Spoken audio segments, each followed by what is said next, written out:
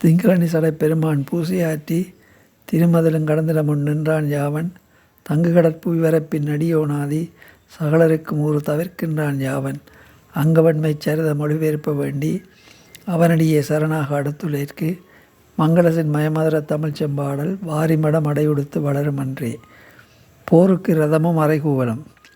இப்படி இருக்க கைலாசநாதரை கண்டு தங்கள் துயரை துடைக்குமாறு வேண்டுவதற்காக விநாயகரால் அனுப்பி வைக்கப்பட்ட இந்திராபதி தேவர்களும் அனைவரும் அவருடைய திருவருளை பெறுவதற்கு ஏதுவான காரியங்களை செய்வதில் முனைந்தார்கள். அதற்காக அதி அற்புதமான ஒரு ரதத்தை உருவாக்கினார்கள்.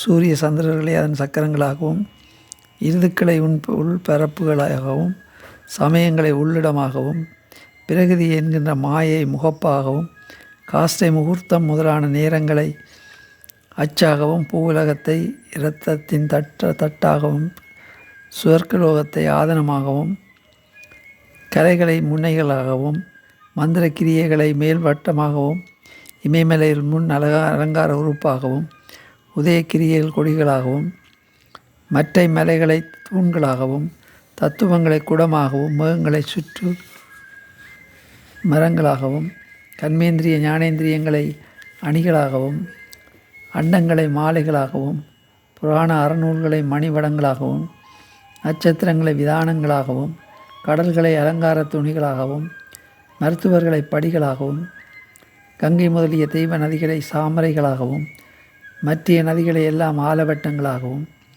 திதிவாரம் முதலிய நாட்களை வேகமாகவும் மகாதேவர் மனம் மகிழும்படி அமைத்தார்கள்.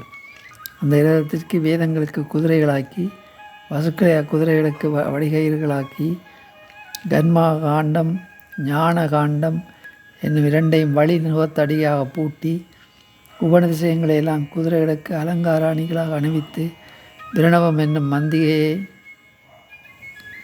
கொண்டு பிரம்மனை சாரதியாக்கி மகாபைரமை வில்லாகவும் வாசுகியை நானாகவும் மகாவிஷ்ணுவை அப்பாகவும் ஜமனை அழகாகவும் வாயுவை இறகாகவும் வடவாமுக்கினியை கூறாகவும் செய்தும் இரதத்தோடு அந்த வில் முதலிய ஆயுதங்களையும் கொண்டு வந்து கைலாய பர்வதத்தை அடைந்தார்கள்.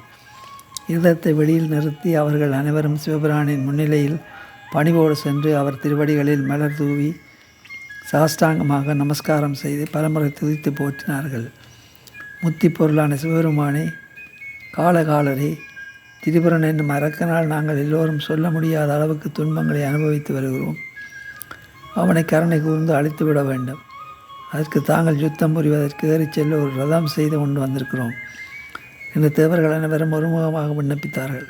அதற்கு சிவபெருமான் இசைந்து தன் மாதேவியாடு கோபுர வாயிலுக்கு வந்து அங்கு நின்று கொண்டிருந்த ரதத்தை உற்சாகத்துடன் பார்த்து மகிழ்ச்சி பெருக்கோடு தேவர்களை நோக்கி, இனிமேல் நீங்கள் எதற்கும் பயப்பட வேண்டியதில்லை.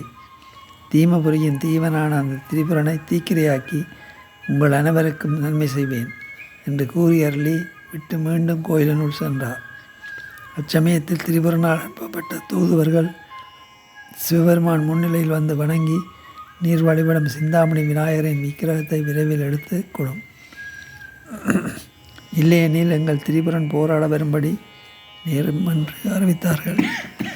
சிவபெருமானம் பொன்சிரிப்பு பூத்தார். உங்கள் அரசனை யுத்த களத்துக்கு வரச் சொல்லுங்கள் என்று கூறி அனுப்பினார்.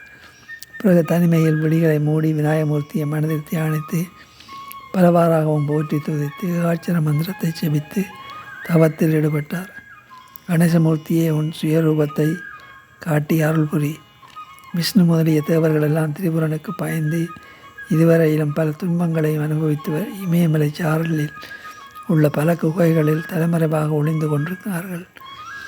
அண்டினவருக்கு அபயமளிக்கக்கூடிய 5 கைகளை உடையவனே, உன் திருவருளால் அத்தேவர்கள் எல்லாம் தங்கள் பதவிகளை மீண்டும் அடையுமாறு அத்திரிபுரனை அளிக்கும்படியான வழியை சொல்லி அருள் பஞ்சபூதங்களும் உன்னாணையாலேயே அசைகின்றன, அகில உலகங்களும் உன்னிடத்தில் அடங்கி இருக்கின்றன என்று துதித்தார்.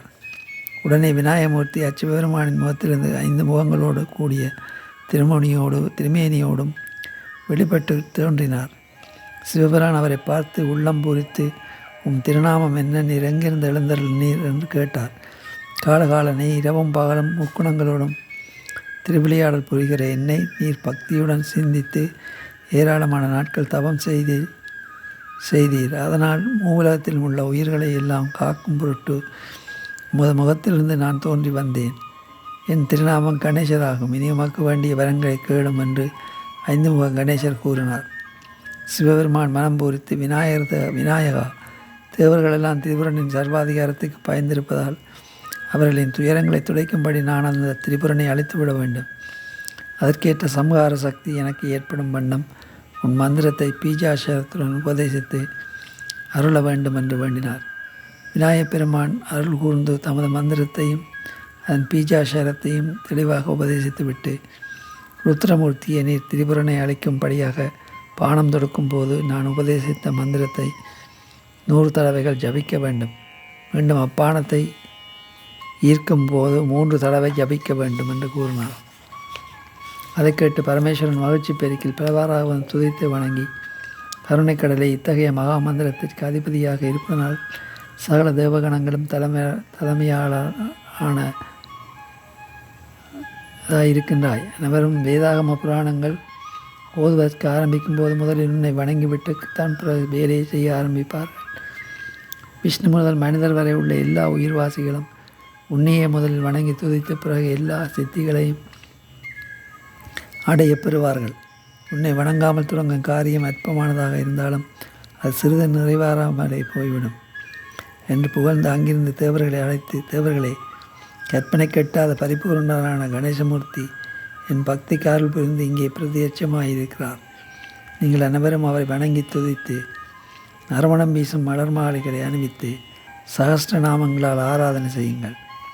உங்கள் துன்பங்களை எல்லாம் அவர் ஒரு வினாடிக்குள் தீர்த்து வைத்து விடுவார் என்றார். உடனே விஷ்ணு முதலான தேவர்கள் அனைவரும் விநாயகப் பெருமானை வேதாகம விதிப்படி வணங்கி துதித்தார்கள். கணேசரும் அவர்களுக்கு அருள் புரிந்துவிட்டு திருவுருவை மறைத்தார். திங்களணி சடைப்பெருமான் பூசையாற்றி திருமதிலும் கடந்தில முன் நின்றான் யாவன்.